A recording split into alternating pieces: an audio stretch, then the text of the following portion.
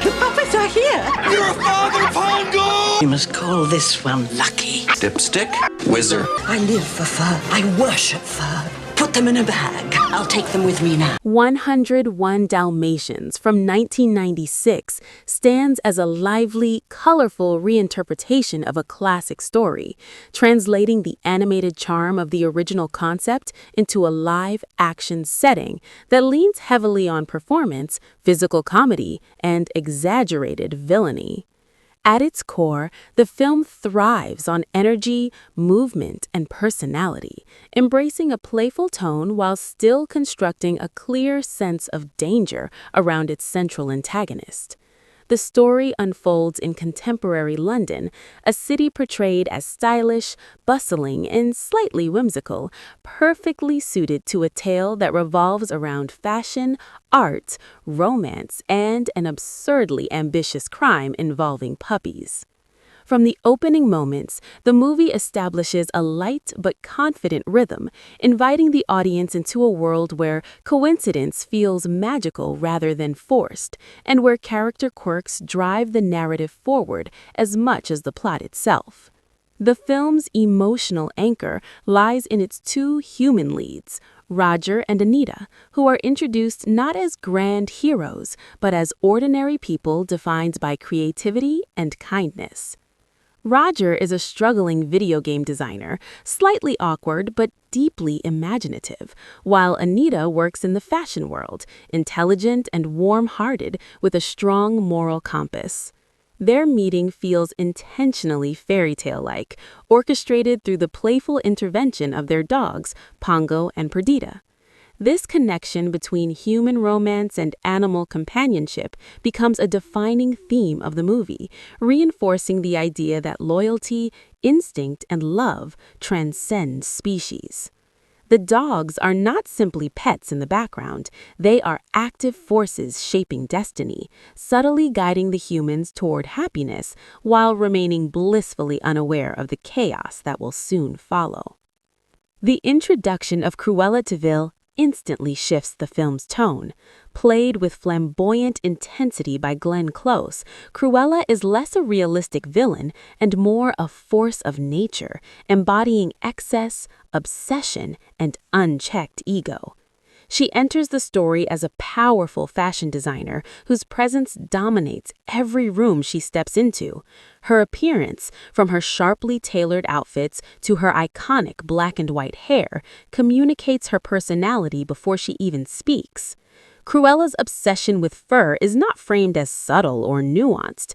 It is deliberately extreme, making her desires both darkly comedic and genuinely threatening.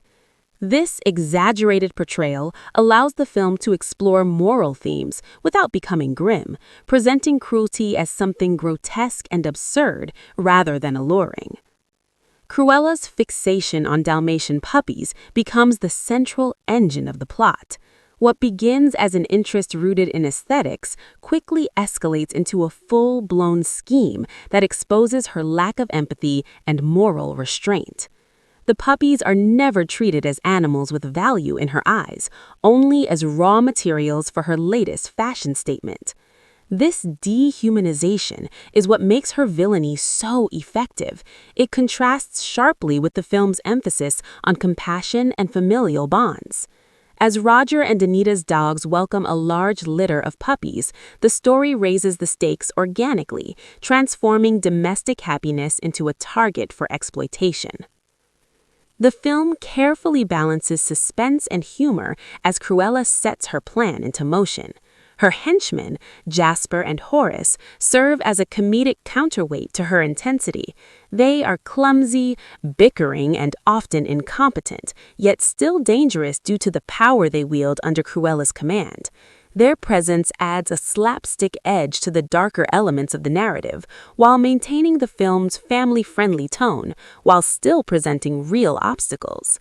The contrast between Cruella's calculating cruelty and her assistant's bumbling nature highlights her isolation as a character. She commands fear rather than loyalty, and her relationships are built on intimidation instead of trust. As the puppies are kidnapped, the film transitions into a rescue adventure that emphasizes cooperation, resilience, and community. The animal network that emerges to help locate and protect the stolen puppies reinforces one of the film's most enduring ideas, that solidarity can overcome power. Dogs, cats, and other animals communicate and collaborate across vast distances, forming an underground system of mutual aid that mirrors the best aspects of human society.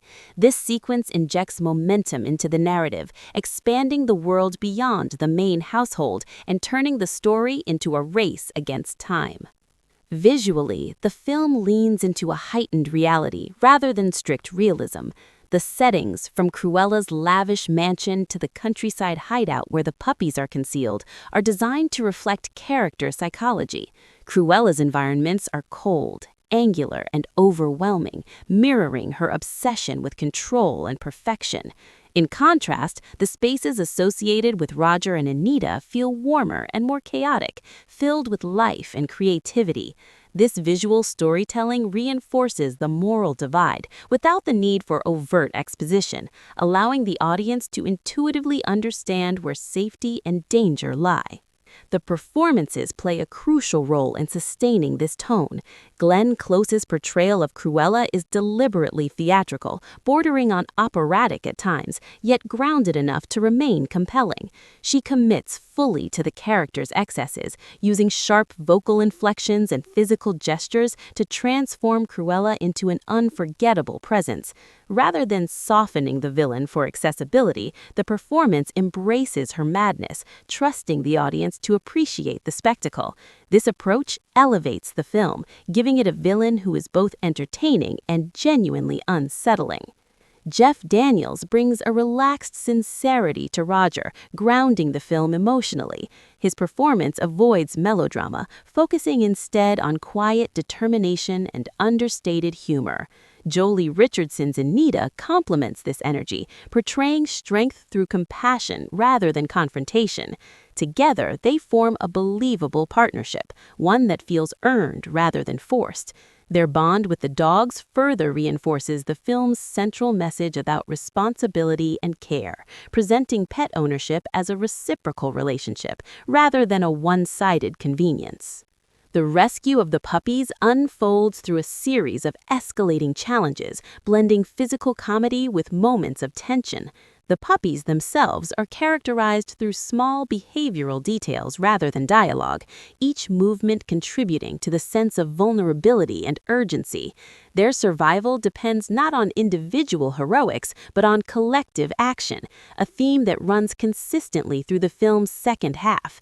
This emphasis on teamwork, both among animals and humans, reinforces the moral framework without becoming didactic. As Cruella's plan unravels, the film leans into irony. Her obsession with fashion, status, and control becomes the very thing that leads to her downfall. The extravagant mess she creates is not merely physical, but symbolic, representing the collapse of her carefully curated image. In trying to impose her will on nature, she exposes her own instability and lack of foresight. The chaos that surrounds her in the final act feels earned, a natural consequence of unchecked greed and cruelty. The conclusion offers resolution without excessive sentimentality. Justice is served not through violence, but through exposure and consequence, aligning with the film's overall tone. Roger and Anita's family expands, not just through the return of their puppies, but through an affirmation of their values.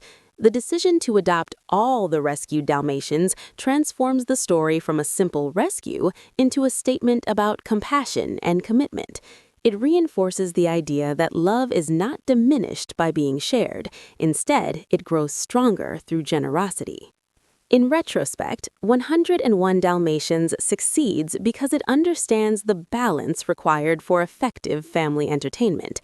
It does not shy away from darkness, but it frames it within a stylized, exaggerated context that allows audiences of all ages to engage without fear. The film respects its viewers, trusting them to recognize moral contrasts without excessive explanation. Its humor operates on multiple levels, offering visual gags for younger audiences and character-driven irony for older ones. The film also occupies a notable place in the broader landscape of live-action adaptations. Rather than attempting to replicate animation beat for beat, it reimagines the story through performance and physicality. The dogs feel alive not because they speak, but because their actions are carefully staged and emotionally resonant. This choice grounds the fantasy in tangible reality, making the stakes feel immediate and personal. Ultimately, 101 Dalmatians from 1996 endures because of its confidence. It commits fully to its tone, its villain, and its themes, creating a cohesive experience that feels both playful and purposeful. The movie celebrates kindness without sentimentality, condemns cruelty without subtlety, and embraces spectacle without losing emotional clarity. It remains a vivid example of how a simple premise, when executed with conviction and creativity, can become a memorable cinematic experience that continues to resonate long after the final scene fades.